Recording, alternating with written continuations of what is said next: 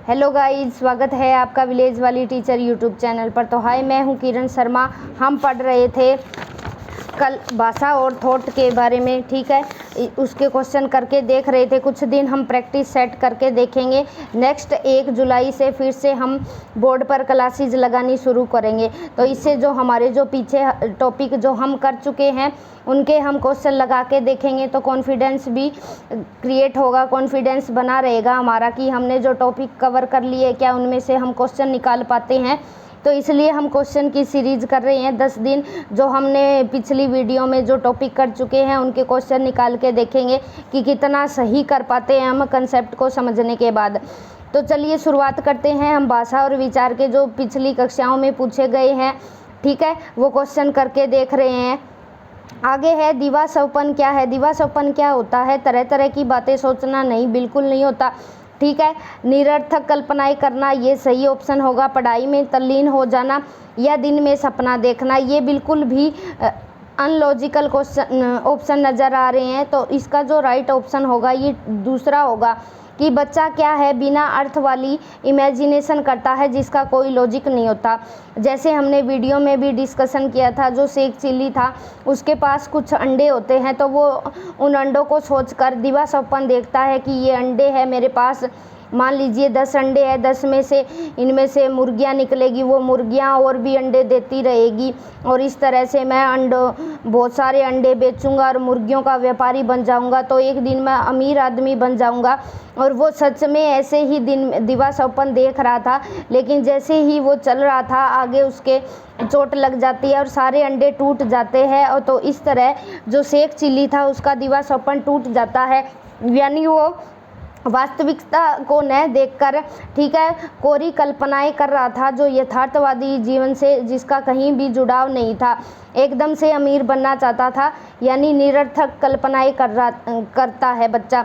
तो रूसो ने भी बताया है, इमाइल नाम का जो स्टूडेंट होता है उसका शिष्य होता है, रूसो ने भी दिवास्वप्न के बारे में डिटेल में चर्चा की है, ठीक है। रूसो एक प्रकृतिवादी विचारक रहे हैं। नेक्स्ट है क्वेश्चन, बालक भाषा के अंतर्गत सबसे पहले क्या सीखता है, ठीक है। हमें पता है कि बच्चा पहले दादा दादी नाना नानी ये कहना सीखता है, ठीक है। ये जातिवाचक संज्ञा होती है, हमें पता है। तो बच्चा सबसे पहले संज्ञा बोलेगा, माँ बोलेगा, ठीक है। सर्वनाम भी बाद में आएंगे, क्रिया विशेषण भी बाद में आएंगे, विशेषण भी बाद में आएंगे। तो भाषा के अकॉर्डिंग सबसे पहले बच्चा किसको सीखेगा? नाउन सीखेगा, संज्ञा सीखेगा, ठीक है। नेक्स्ट आगे बढ़ जाते हैं। भाषा शिक्षण के मूल कौशलों के अधिगम को किस दृष्टि से इनमें से सर्वोच्च प्राथमिकता दी जानी चाहिए? यानी जो भाषाई कौशल है, हमें पता है 4 प्रकार के भाषाई कौशल होता है। एक होता है श्रवण कौशल, ये हिंदी पेडागोजी में भी पूछे जाते हैं ये क्वेश्चन, ठीक है, इसलिए इन पे डिटेल में चर्चा कर रहे हैं। और इंग्लिश पेडागोजी में भी पूछे जाते हैं। श्रवण कौशल होता है, फिर होता है श्रवण कौशल के बाद आएगा मौखिक कौशल, ठीक है। बच्चा सबसे पहले सुनना सीखेगा। जो भी लैंग्वेज बच्चा सुन रहा है उसको बोलना शुरू करेगा, ठीक है, उसका इमिटेशन करेगा। पहले आत्म इमिटेशन करेगा, यानी खुद के ही शब्दों की बच्चा नकल करेगा, ठीक है, फिर सुन के, और फिर दूसरा जो पेरेंट्स है उसके जो पालन करता है उनकी नकल करेगा, ठीक है। दूसरा होता है मौखिक कौशल। तीसरा होता है फिर, ठीक है, पठन कौशल। पठन कौशल होता है तीसरा, ठीक है, ये सीक्वेंस में चलते हैं। फिर चौथा होता है लेखन कौशल। सबसे लास्ट में जो है ये बच्चा लेखन कौशल सीखता है, लेखन स्किल सीखता है। लेकिन मारिया मोंटेसरी है, मारिया मोंटेसरी के अकॉर्डिंग कई बार पूछ ली जाती है चीज़ें, ठीक है। मारिया मोंटेसरी क्या बताती है? मारिया मोंटेसरी बताती है कि पहले तो श्रवण कौशल आएगा, ठीक है, फिर मौखिक बोलेगा बच्चा, और लेकिन तीसरे नंबर पर इन्होंने लेखन कौशल को रखा है, ठीक है, ये अकॉर्डिंग टू मारिया मोंटेसरी है। और फिर लास्ट में पठन कौशल आएगा अकॉर्डिंग टू मारिया मोंटेसरी। लेकिन सीक्वेंस में ये यही होता है। इंग्लिश में याद रखेंगे तो लिसनिंग, स्पीकिंग, रीडिंग और राइटिंग, ठीक है, LSRW इस कोड से हम याद रख सकते हैं। लिसनिंग हो गया, बच्चा पहले लिसन करेगा, फिर स्पीकिंग करेगा, फिर रीडिंग करेगा और फिर राइटिंग करेगा, ठीक है, ये सीक्वेंस में चलते हैं। तो चलिए बढ़ते हैं नेक्स्ट क्वेश्चन की तरफ। तो जो भाषा शिक्षण के मूल कौशल है, ये मूल कौशल 4 होते हैं कि अधिगम को किस दृष्टि से इनमें से सर्वोच्च प्राथमिकता दी जानी चाहिए। ठीक है, तो सबसे पहले प्राथमिकता किसे देनी चाहिए कि अगर बच्चा भाषा सीख रहा है तो बच्चे को ज़्यादा से ज़्यादा सुनने के मौके दो। ठीक है, लिसन करवाओ बच्चे को।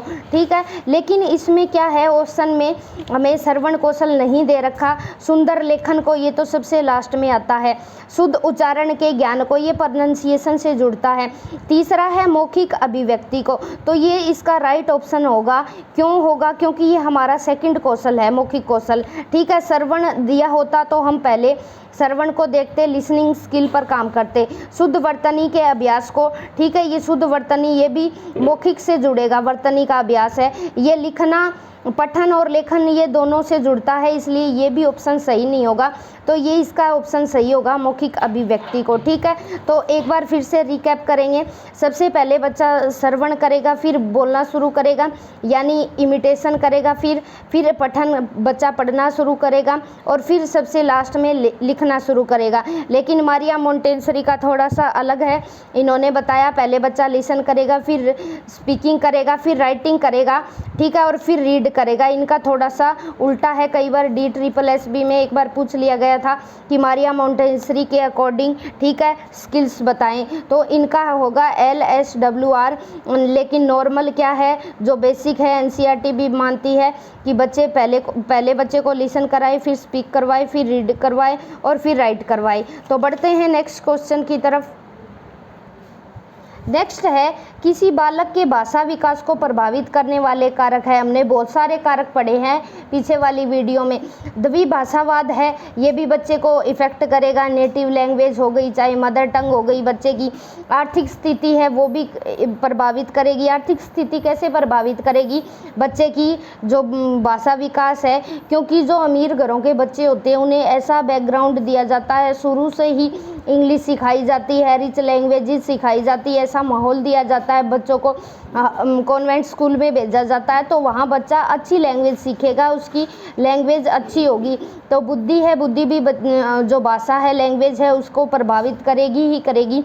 तो बच्चे का जो IQ होता है, एवरेज IQ वाले बच्चे जो है, ठीक है, वो एवरेज स्पीड से सीखेंगे। ठीक है, जो सुपीरियर है वो सुपीरियर स्पीड से सीखेंगे। और जो लो बच्चे हैं, ठीक है, जो स्लो है, तो वो भाषा के शब्दों का ज्ञान कम सीखेंगे। तो ये सभी के सभी ऑल फैक्टर इफेक्टेड करेंगे। ठीक है, लैंग्वेज को जब हम बच्चा लैंग्वेज सीख रहा है तो द्विभाषावाद भी करेगा, बाइलिंगुअल भी करेगा, ठीक है, आर्थिक स्थिति भी करेगी, बुद्धि भी करेगी और ये सभी करेंगे। ठीक है, याद रख लेना।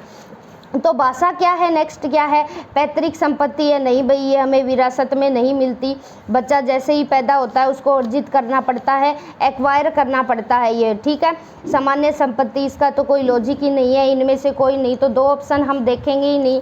तो हमें क्या है, लैंग्वेज एनवायरनमेंट से अर्जित करनी पड़ती है, एक्वायर करना पड़ता है। ठीक है, ये हमें विरासत में नहीं मिलती। ठीक है, जैसे मम्मी पापा की घर, ज़मीन या जायदाद है, हमें वो विरासत में मिल जाती है, ऐसे भाषा नहीं मिलती। हाँ, भाषा वो नेटिव लैंग्वेज है, चाहे बच्चा हरियाणवी कल्चर का है या बांग्ला बोलता है या गुजराती बोलता है, कल्चर अलग है। तो ठीक है, अलग अलग कल्चर का बच्चा अलग अलग जो मम्मी पापा जो लैंग्वेज बोलते हैं, नेटिव लैंग्वेज बोलते हैं, ठीक है, तो उसके हिसाब से बच्चा इमिटेशन करके वो लैंग्वेज सीख लेगा। लेकिन एज इट इज़ बच्चे को नहीं मिलती वो चीज़, खुद को बच्चे को अर्जित करनी पड़ती है, खुद को बच्चे को सीखना पड़ता है यहाँ। ठीक है, तो याद रख लेंगे। और नोम चॉम्स्की है, नोम चॉम्स्की क्या बताते हैं, हमने डिटेल में चर्चा कर ली है। 1 मिनट, सॉरी गलत लिख दिया। नोम चॉम्स्की क्या बताते हैं? नोम चॉम्स्की बताते हैं कि जन्मजात होती है भाषा। ठीक है, बच्चा जन्म से ही वोकल कॉर्ड के ऐसे सिस्टम लेके पैदा होता है कि उसे ह्यूमन बीइंग हमें इसीलिए अलग बनाती है। ठीक है, बच्चा जन्म से ही जन्मजात ही ऐसे ही सिस्टम लेके पैदा होता है बच्चा कि वो हर लैंग्वेज को आसानी से सीख लेता है, ये कहना है नोम चॉम्स्की का। और ये अर्जित संपत्ति होती है, याद रखना। ठीक है, फिर नेक्स्ट है ये सीटेट। नेक्स्ट है भाषा विकास में सहयोग करने का कौन सा तरीका गलत है।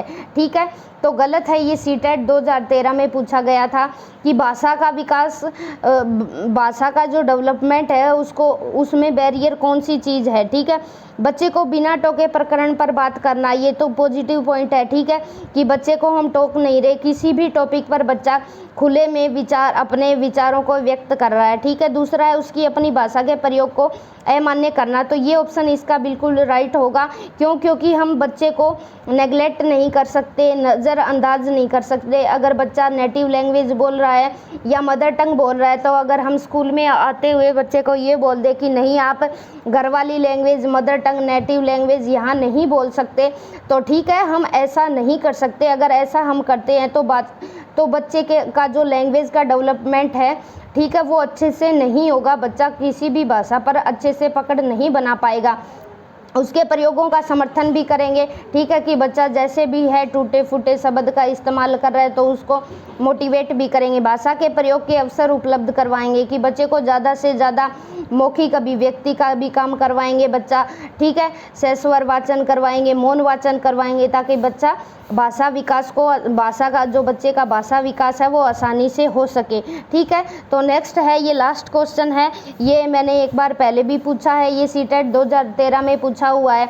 लगभग सीटेट है, जो सीटेट है वो अपना ही पैटर्न फॉलो करता है। ठीक है, जो चीज़ सिलेबस में दी हुई होती है वो सीटेट उस सिलेबस से बाहर कभी नहीं जाता।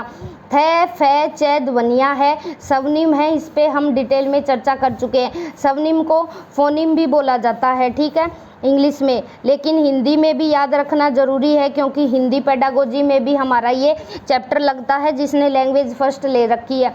रूपिम, ठीक है, रूपिम जब बनते हैं, हम वर्ड को मिला देते हैं, जब फोनिम वर्ड को मिला दिया जाता है जिससे कोई स्पेशल अर्थ निकलता है, वो रूपिम बन जाता है। रूपिम, पदग्राम या रूपग्राम भी बोला जाता है। लेखिम कुछ नहीं है, शाब्दिम भी कुछ नहीं है। ठीक है, शाब्दिम, लेखिम, शाब्दिम आएगा। ठीक है, शब्द, ये यहाँ शब्द बनाएगा बच्चा और फिर अर्थ के आधार पर समझना शुरू करेगा। हमने 4 अवस्थाएं पढ़ी थी। ठीक है, जब बच्चा भाषा सीखता है, पहली अवस्था होती है स्वनिम, फिर रूपिम है, ठीक है, फोनिम, मॉर्फिम, और फिर बच्चा शब्द सीखेगा और फिर उन शब्दों के अर्थ निकालेगा और वाक्य सीखेगा।